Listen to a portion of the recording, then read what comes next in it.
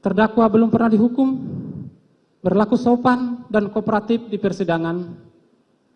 Terdakwa menyesali perbuatannya, serta perbuatan terdakwa telah dimaafkan oleh keluarga korban.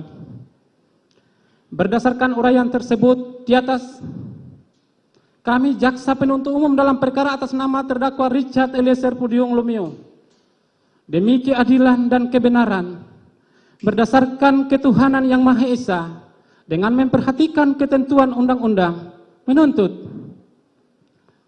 agar Majelis Hakim Pengadilan Negeri Jakarta Selatan yang memeriksa dan mengadili perkara atas nama terdakwa Richard Eliezer Pudium Lumiu memutuskan: 1. Menyatakan terdakwa Richard Eliezer Pudium Lumiu dengan identitas tersebut di atas terbukti secara sah dan meyakinkan melakukan tindak pidana merampas nyawa orang secara bersama-sama sebagaimana diatur dan diancam pidana dalam dakwaan primer melanggar pasal 340 junto pasal 55 ayat 1 ke 1 KUHP pidana.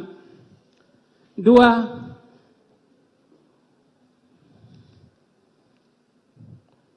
Menjatuhkan pidana terhadap terdakwa Richard Eliezer Pudium Lumiu dengan pidana penjara selama 12 tahun dengan perintah agar terdakwa tetap ditahan, dipotong masa penangkapan.